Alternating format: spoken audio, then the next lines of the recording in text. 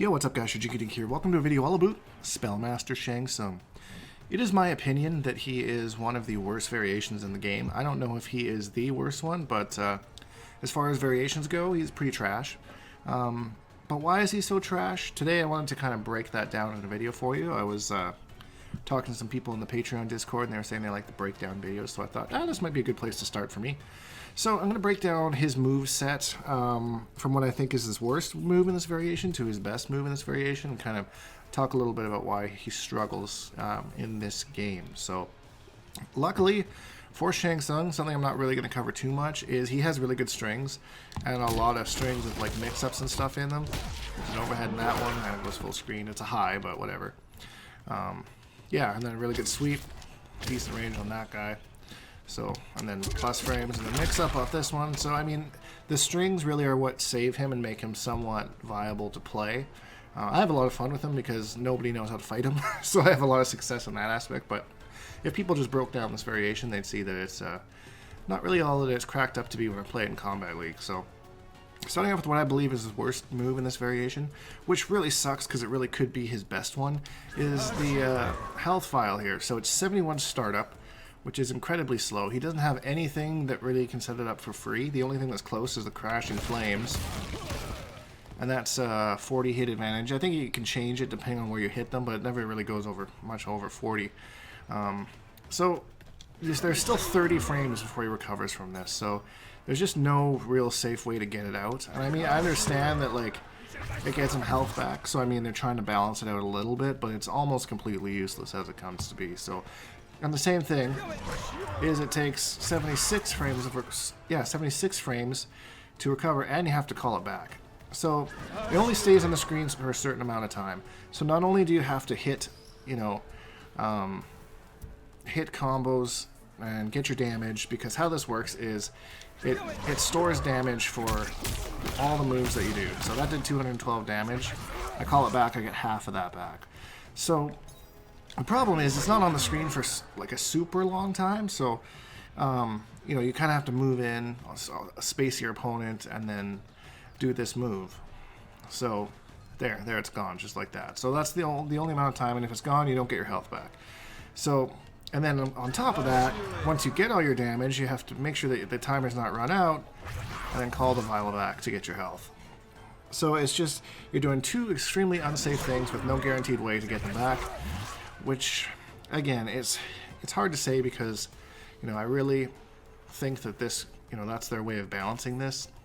The way that I would maybe change this to make it more viable is just either make this so that you can't call it back, or that you don't have to call it back, that once it expires, it's like one of Kotal's totems, I think. It just expires and you get all the health back. That's one thing that I could see with this. The only other way I could see balance it is like don't give it a timer. Like once you put it out, it's out there. The only issue that I see with that is like you might just build up a ridiculous amount of health and just pull back like 500 health, which would be incredibly frustrating and probably make this variation, I don't want to say overpowered, but if that was the only thing they changed about Spellmaster, I think that might make him actually good, because then he'd struggle, in general against most characters, but he would also have the ability to get some health back, so that kind of balances that out.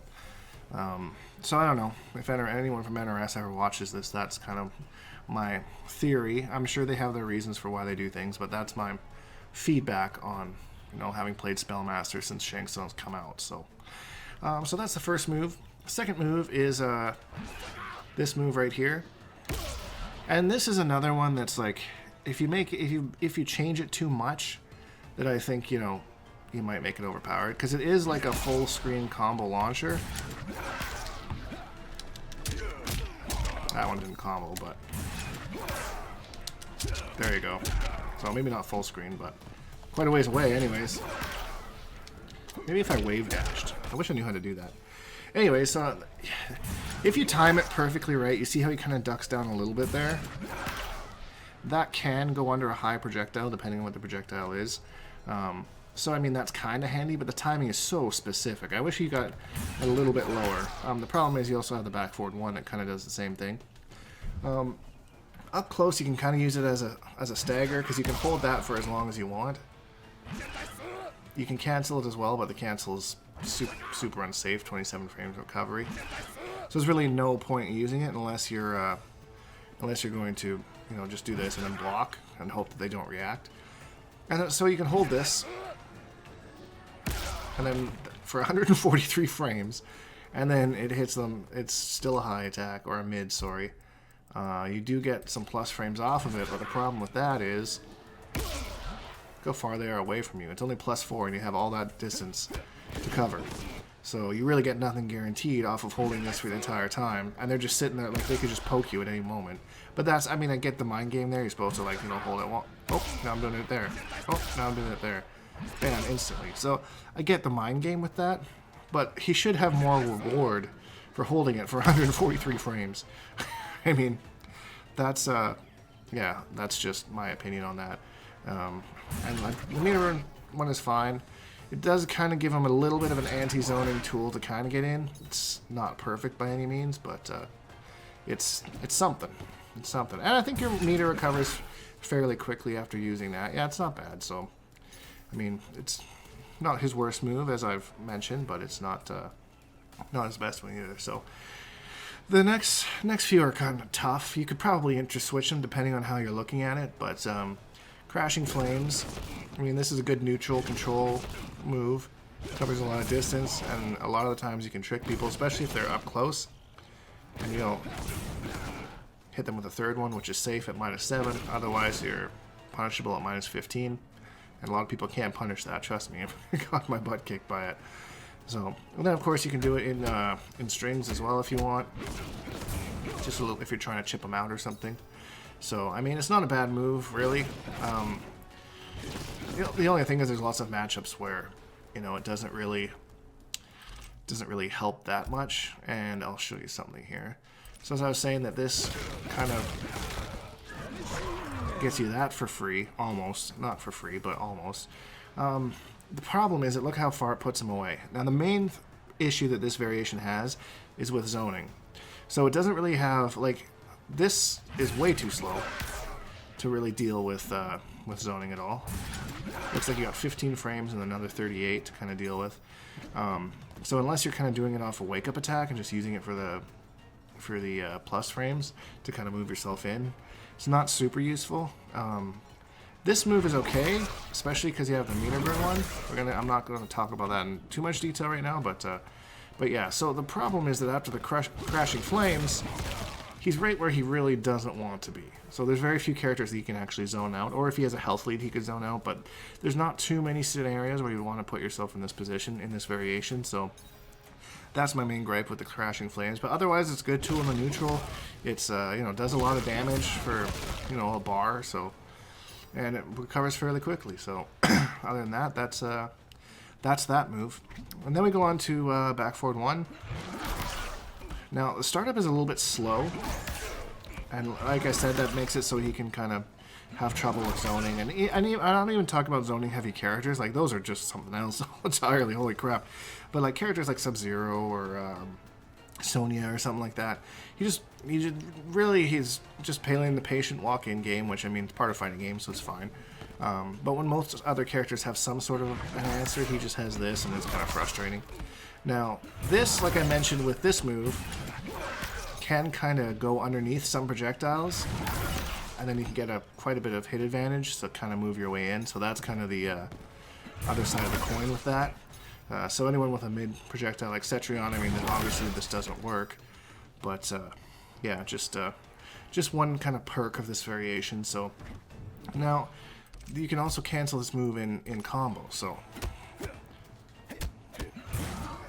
that's -10. The best one that I've found is that one. I've got it as much as -2. So yeah, there we go, -2. So I mean, that's not a bad one because you have the mix up from this. And this is where this is where his strings kind of complement this move, and this is, yeah, definitely his best move in this variation. So, because you have this string, which is plus on block, or you can end it in this. So it's kind of up to you. So instead of ending it, you can cancel it, and all of his cancels, there's no cancel this plus, as I kind of alluded to earlier, but you can the idea is that you mix it up in his string, so they're expecting the last hit of the string or the next hit of the string.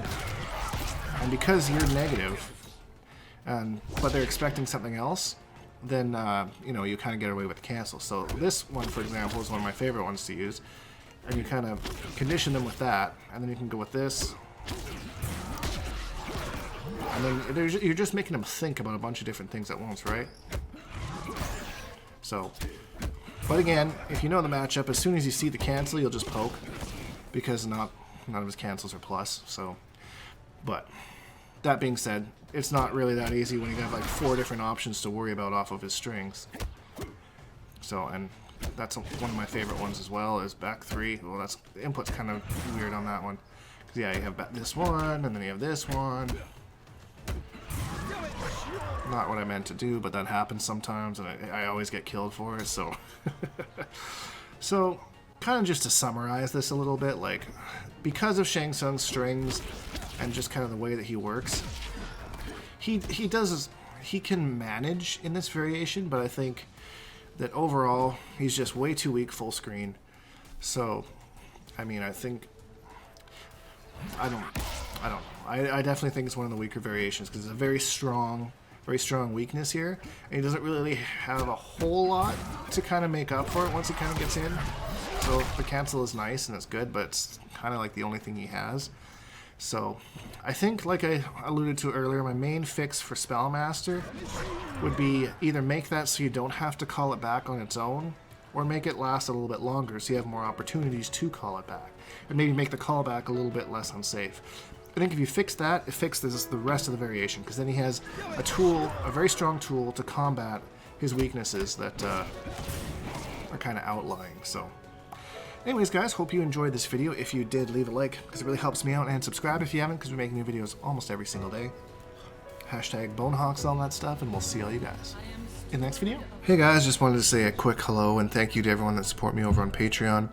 As you may or may not know, you probably do if you follow any Mortal Kombat content creator on Twitter. There isn't a whole lot of money in Mortal Kombat videos anymore, and I love making them. And I love strategizing and stuff. So if you haven't already, you know, it'd be really appreciated if you head over to Patreon if you enjoy my videos at all. Tiers are available for $1 a month, and you get nice little rewards and perks for whatever you want to sign up to, including one-on-one lessons if you want that. So again, just thank you very much to everyone that's already subbed and, you know, in the Patreon, and thank you guys for watching. You can also share the videos, that helps as well. So till next time, friends.